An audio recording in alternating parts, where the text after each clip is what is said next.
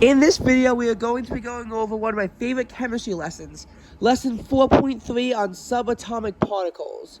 Electrons were discovered in 1897 by J.J. Thomson with the cathode experiment. Very small mass, negatively charged particle, and they are located outside of the nucleus in orbit. Now, this orbit is not the same as a planet's orbit, but they're kind of similar. Think of the nucleus as like the sun, and the electrons as like the planets. And you can think of the closest in electrons as the Mercury, and then you have Venus, Earth, Mars, Jupiter, and so on. Not that it's really long, but we only know 7 shells of orbits. So then we have the Milken oil drop experiment, and it was used in 1909 to measure the mass of an electron. The electric field is such that a negatively charged drop would move slowly upward in front of the telescope, and knowing the rate that the drop was rising and strength of the field and the mass of a drop, he was able to calculate the charge on the drop. The mass of an electron is extremely small. You don't even really need to know this, but it's 9.11 times 10 to the negative 28th grams. So as far as the negative 28th power metric prefix goes, you probably don't need to know this. As far as that goes, it's not even on this. It's still a fraction of a yotto. I think they might be trying to add new metric prefixes that would cover this issue. But as of right now, there isn't even a metric prefix to cover how small this is, which is crazy. So a nucleus is a small, dense central portion of an atom. It makes up almost all the atom's mass. You have protons and neutrons. Protons are positively charged particles, mass of 1 AMU, located inside of the nucleus. All atoms are electrically neutral. The number of protons is equal to the number of electrons. This is only the case in atoms, though, and does not apply in ions, so you can't always assume this, because if you have an ion, then this won't apply. The atomic number is the number of protons in the nucleus of an atom. It's equivalent to the nuclear charge.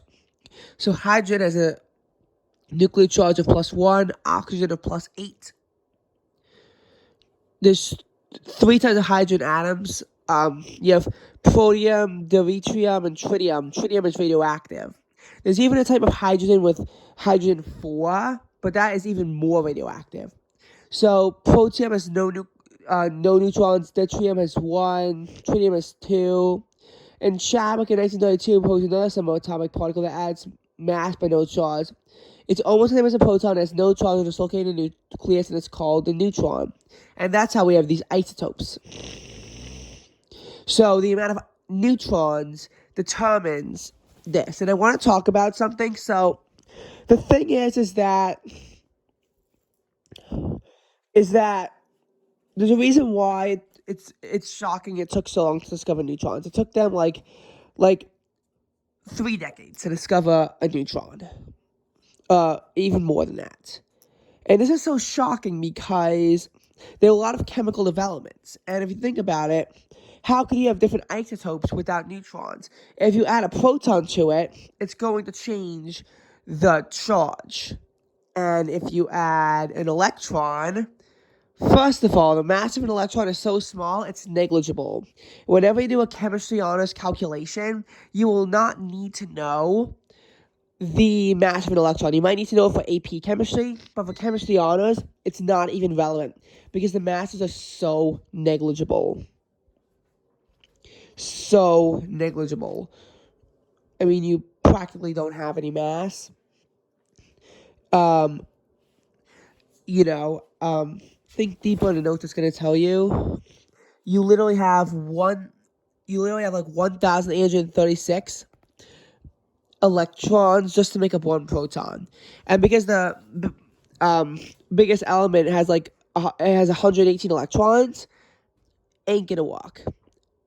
And you'll also have this negative charge. So I'm now going to open this with Cami to show you some of my notes about this different types of